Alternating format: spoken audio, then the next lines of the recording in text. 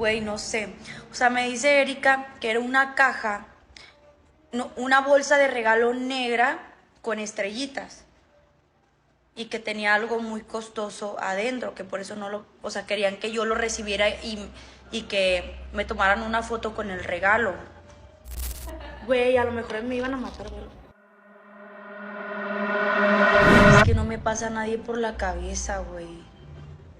Isang araw, habang siya ay nagbabantay ng kanyang salon bilang isang negosyante sa kanyang lugar, tinugalian niyang mag-live kagaya ng normal na araw. Subalit, mga ilang minuto, habang siya ay nagbebenta, may pumasok na hindi kilalang tao sa kanyang shop at siya ay walang awang pinagpabaril sa ulo at sa dibdib. Hindi tumigil ang TikTok live habang pinapanood ito ng mga kanyang viewers. Naduguan at nakabulagta na trahedyang nasaksihan sa live stream. 23 taong gulang na beauty influencer pinaslang sa harap ng ibo-libong taga-subaybay. Isang nakakagulat na insidente ng pamamaril ang yumanig sa kubiko matapos mabaril at mapatay ang isang sikat na beauty influencer sa gitna ng kanyang TikTok live stream. Isang malagim na insidente ang nangyari kamakailan sa lungsod ng Jalisco. Valeria Marquez, isang 23 taong gulang na beauty influencer na may libo-libong tagasunod sa social media, ay walang awang pinagbabaril at pinasang habang naka-live sa TikTok. Ang insidenteng ito ay hindi lamang nagpahinig sa kanyang mga tagasunod, kundi nagbukas din ang masalimuot na usapin tungkol sa lumalalang karahasan laban sa kababaihan at sa mga personalidad ng social media. Sinasabi rin nila na planado at malamig ang pag-atake. Bandang 6:30 ng gabi, habang masayang nakipag-ugnayan si Valeria sa kanyang audience sa pamamagitan ng TikTok live stream, bigla siyang napalingon sa gilid ng kamera, tila may napansin.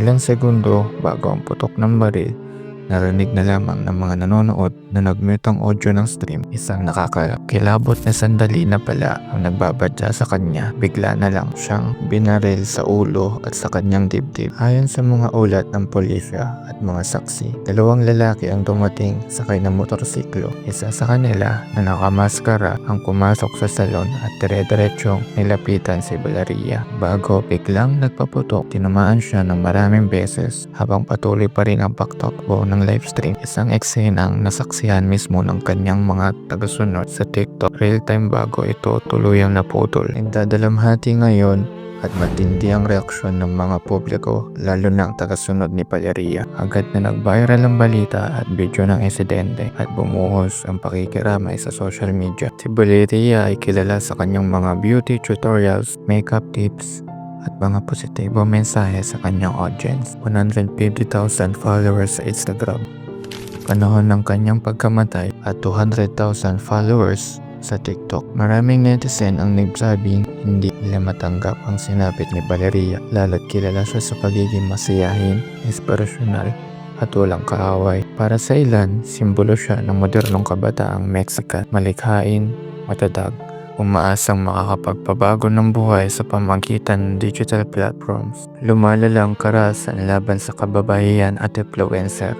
Ang pagkamatay ni Valeria ay isa lamang sa mga sunod-sunod na kaso ng karahasan laban sa kababaihan ng Mexico. Isang bansa na kasalukuyang ika-4 sa rehiyon sa bilang ng mga kaso ng femicide, ang pagpatay sa mga babae dahil lamang sa kanilang kasarian. Sa kabila ng mga batas laban dito, mananatiling laganap ang krimen at madalas ay hindi nabibigyan ng hustisya ang mga biktima. Bukod pa rito, pinapakita rin ng kasong ito ang tumataas na panganib na kinakaharap ng mga social media influencers. Sa panahon ng buhay ay lantad sa publiko, mas nagiging madali silang targetin kung hindi ng mga stalkers ay ang mga individual o grupo na may mga masamang layunin sa kanila. Ngayon, ito ang mga hamon ng investigasyon, legal na proseso. Sa ngayon, sinisiyasat ng mga otoridad ang insidente sa ilalim ng femicide protocols.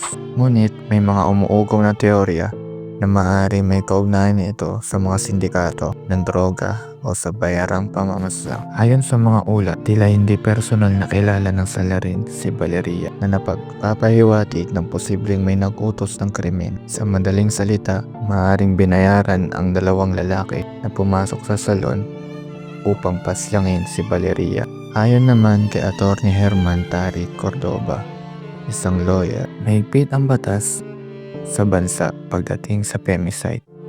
Aniya, ang sinumang mapagpapatunayang may sala, maaaring makulong hanggang 40 to 70 years. Idinagdag din niya, malaking bahagi ng investigasyon ang mga digital na ebidensya tulad ng CCTV, social media activities, at testimonya mula sa mga taga-subaybay na nakita sa TikTok livestream ni Valeria. Ito ang aking pagtingin at mas malawak na usapin tungkol sa issue. Hindi ito ang unang pagkakataon na may influencer na pinaslang. Kamakailan lamang, isang modelo sa Colombia ang napatay rin sa kahalintulad na paraan. Ayon sa mga eksperto, maaaring sumasalimin ito mas malawak na issue ng misogyny, digital vulnerability, at kawalan ng sapat na proteksyon para sa mga babaeng publikong personalidad. Tinataas nito ang tanong, ligtas pa ba ang mga influencer sa digital age? Ano ang ginagawa ng mga institusyon upang tiyakin ang kanilang kaligtasan? Mga susunod na hakbang tungkol sa issue na ito. Inaasahang ang kasong ito ay magiging mataas ang antas ng atensyon mula sa publiko at media at maaari mapabilis ang proseso ng pag-usig. Gayunpaman, nananatiling mahalaga ang pagrespeto sa due process ng batas at ang karapatan ng mga akusado sa patas sa paglilitis. Habang nagpapatuloy ang investigasyon, mananatiling maghintay ang publiko sa mga kasagutan. Samantala, pagtuloy ang pagdadalamhati, hindi lamang ng pamilya ni Valeria, lalo ng kanyang mga tagasunod sa TikTok o Instagram man, na muling nalaman sa patuloy na panganib na kinakaharap ng mga taong ang buhay ay landag sa digital na mundo.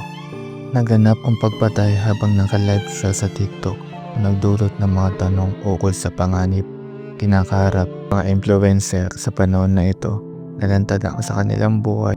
Bago pa nga ang insidente, nagpost na si Valeria ng selfie, suot ang parehas sa damit na suot niya sa oras ng pamamarit, na nadagdagan ng kakaibang konteksto sa pangyayari.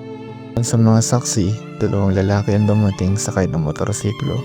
Isa sa kanila ang pumasok sa salon na nakamaskara.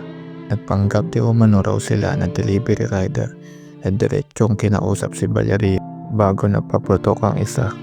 Saksiyan ng mga nanonood sa livestream ang nakakatakot na tagpo ng barilin si Valeria ng ilang beses at pumaksak siya habang patuloy pa rin ang stream hanggang ito ay pinatay ng isang tao makalipas ng ilang sandali.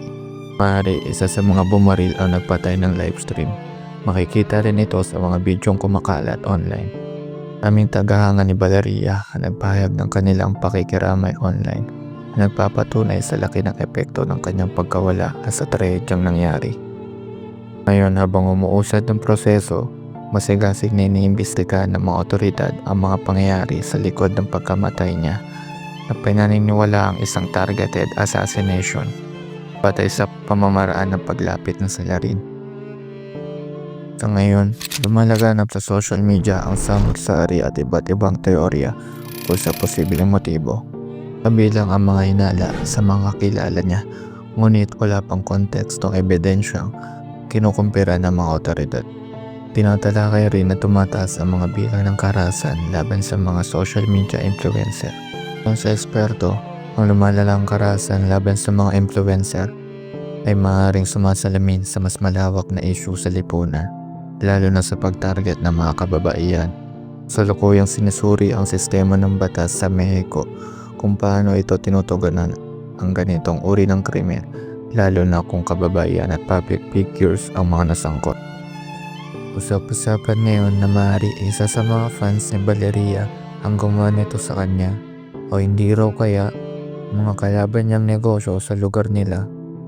Alin man doon sa dalawa, hindi ito makatarungan na gawin, lalo't kailanman hindi naging sagot ang pagpatay o karahasan sa lahat ng bagay na meron tayo sa mundo. Ang kaso ni Valeria Marquez ay may tatawag na femicide, sapagkat kapag ang babae ay napaslang, ito ay tatawaging femicide, hindi homicide. Pero ito ay pareho lamang na kinakasangkutan ng walang awang pagpatay sa isang individual. Ang pagpatay sa kanya ay umani ng sari-saring komento online sapagkat ang lugar nila ay nabibilang sa mataas na pagpasang araw-araw. Hindi lamang babae at lalaki at araw-araw na pang-aabuso sa kanilang bansa. Ikaw, ano ang masasabi mo tungkol dito?